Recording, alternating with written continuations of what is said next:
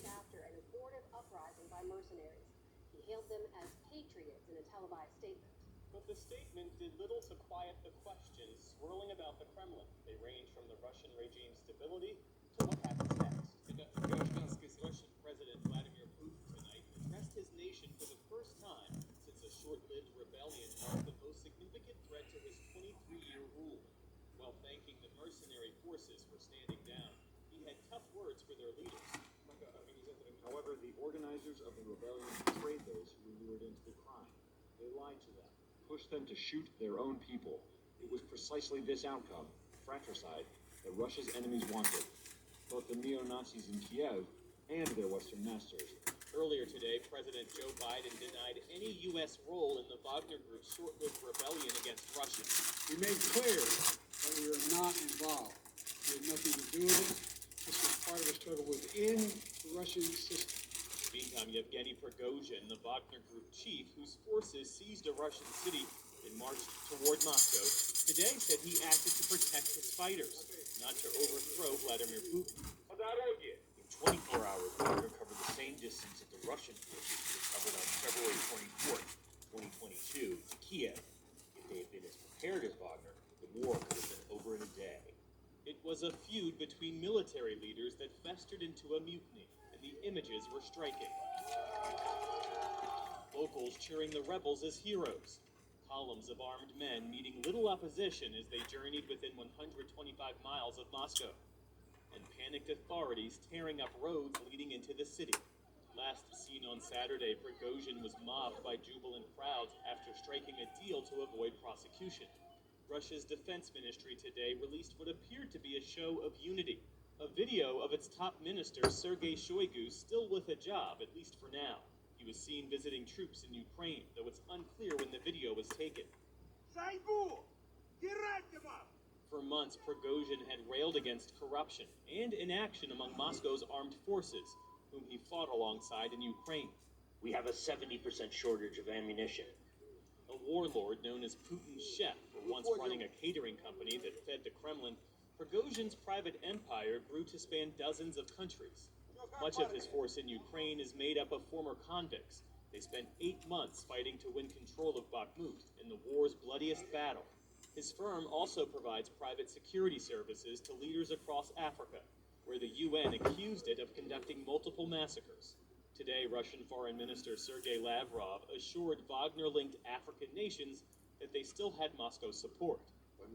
Apart from relationships with Wagner, the Central African Republic and Mali have official governmental contacts with Russia.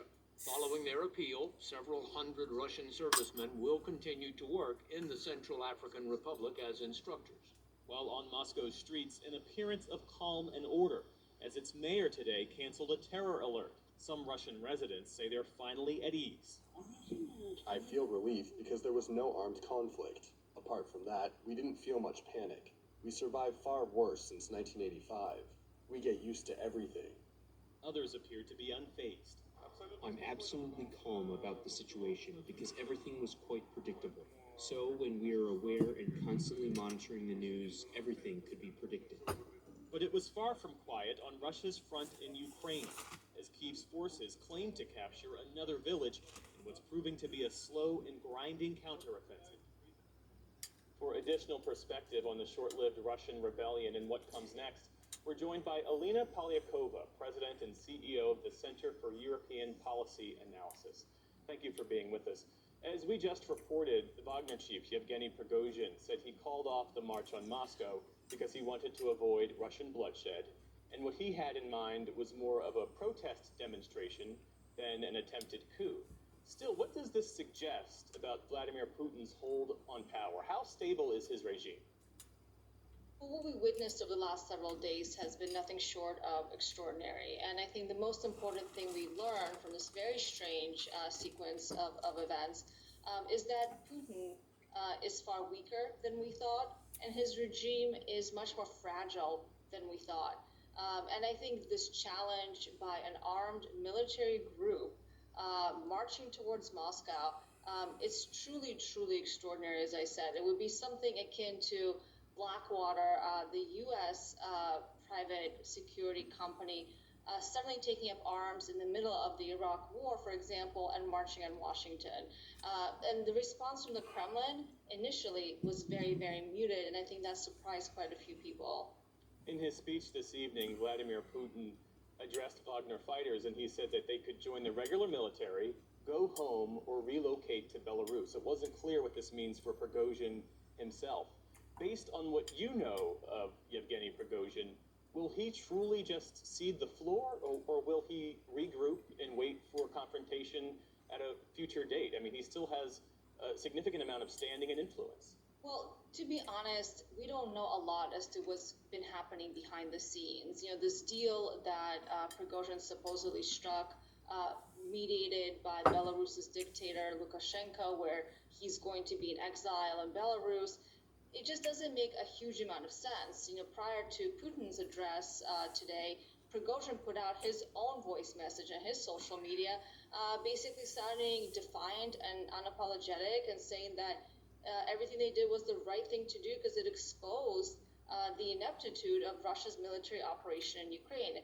And then what we saw Putin say later today was, I think, a overcorrect because he looked very weak. And in this very short speech, Putin basically tried to present himself as a strong man, saying that they are traitors, this was a mutiny, and they will be dealt with. But I think the damage has already been done. And we don't know where Prigozhin is. We don't know if he's actually in Belarus. We don't know if Wagner is still loyal to him. But so far, I have not seen any evidence that Wagner is actually being dismantled or that its soldiers are, in fact, joining the formal Russian military command. Officials across NATO member countries, one imagines, are scrambling right now to make sense of what's happening inside Russia ahead of the NATO summit next month. How do Putin's newly apparent vulnerabilities affect the containment strategy for Russia as it relates to the West and NATO countries? I think we really need to be thinking about some serious contingency planning for a regime change in Russia. You know, prior to these events over the weekend, the assumption was that Putin was going to be there through the war and he was going to be there at the end of the war, and that there was really no real challenge to his power and to his authority. And I think we've seen something very, very different over these last few days. And I think that really speeds up the potential timeline for how the alliance needs to be thinking about a future Russia without Putin. And that may come through a coup attempt. This was not a coup attempt, as we